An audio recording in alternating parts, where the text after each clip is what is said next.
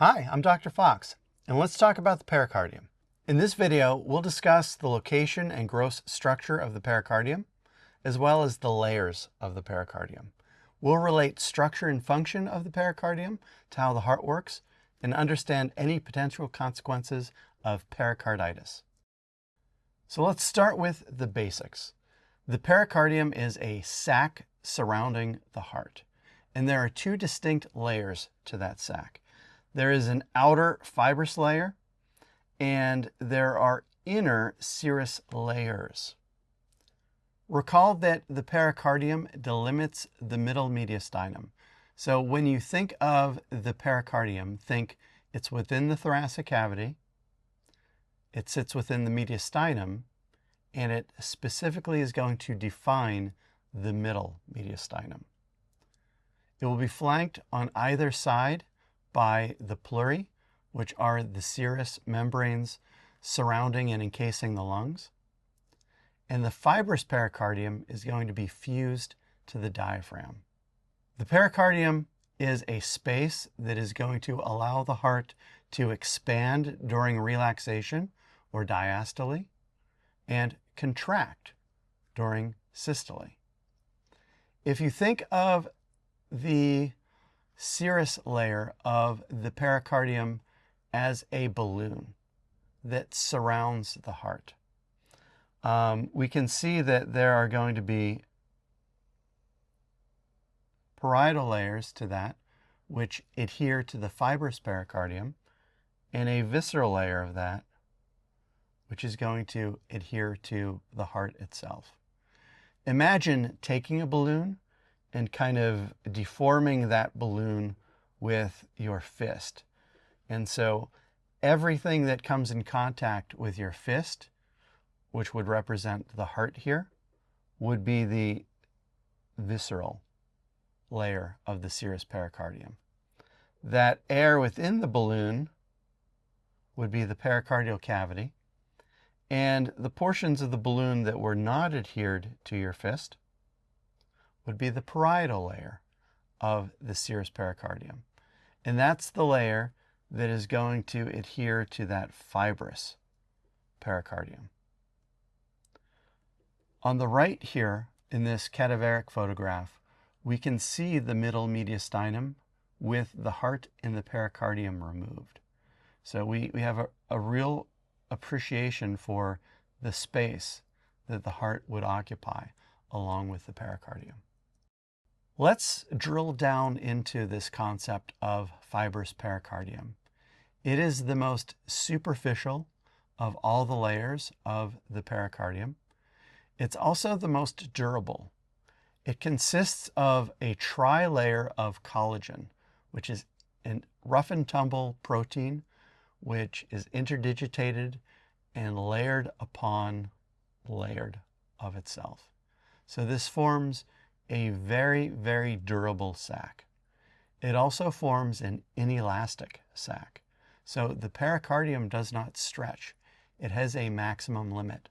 And this is going to be important when we think about if we introduce any other substances within the pericardial cavity. Now let's take a look at the serous pericardium. So we have on this illustration here a little window, and we blow that up to show the different layers of the heart. So here would be inside the heart. So we have an endocardium, we have a very, very thick myocardium, and then on the outside here we have the pericardium. So let's start from superficial to deep. The most superficial layer here is going to be the fibrous pericardium.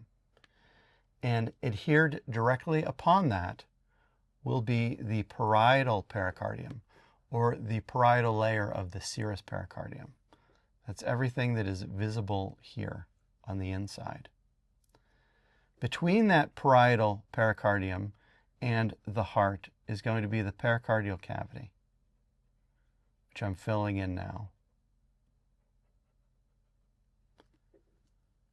And then we have adhered to the heart such that it is a part of the heart, the visceral pericardium. That visceral pericardium or visceral layer of serous pericardium is also known as the epicardium, and it is a part of the heart. Now, when we think about innervation of these layers, the parietal layer of the serous pericardium is innervated by the same sources as the fibrous pericardium, and that would be the phrenic nerves. The phrenic nerves come from the cervical plexus, so cervical 3, 4, 5 keeps the diaphragm alive. Those phrenic nerves are the primary innervator of the diaphragm.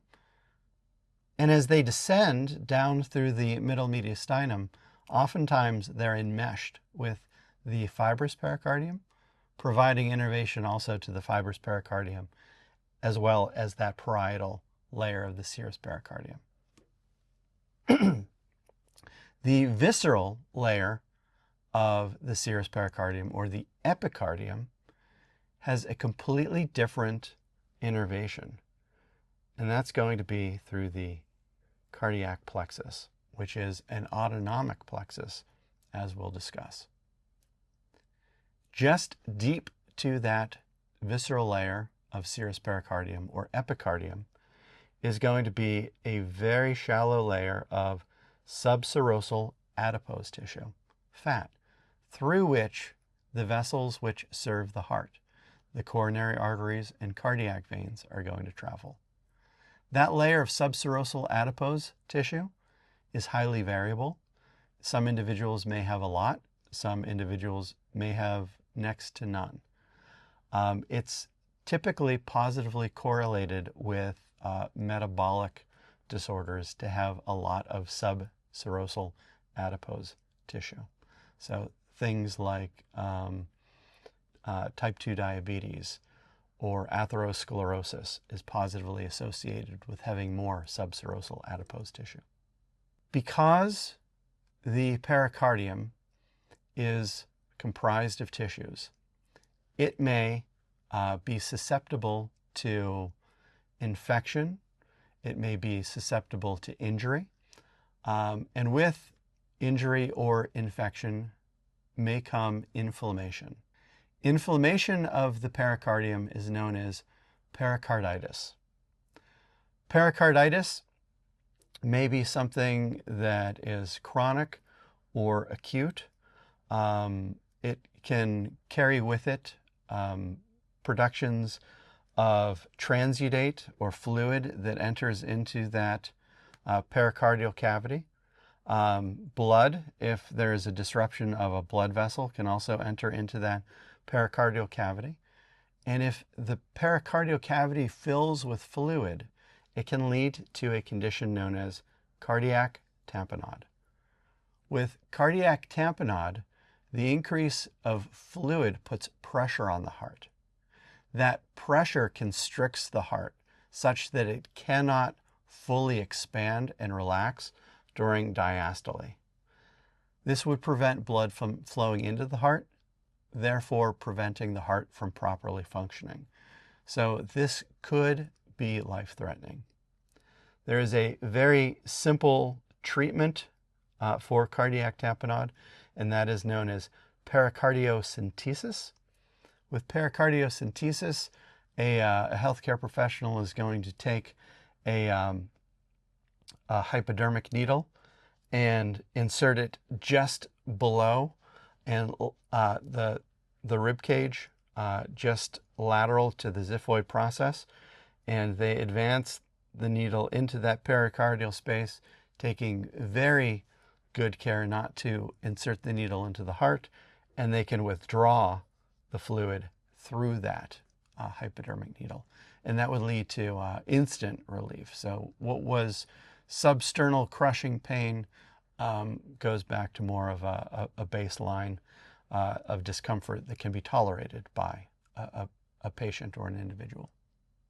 So we've discussed the location and gross structure of the pericardium, as well as the layers of the pericardium, and we were able to relate the structure and function of the pericardium to how the heart works.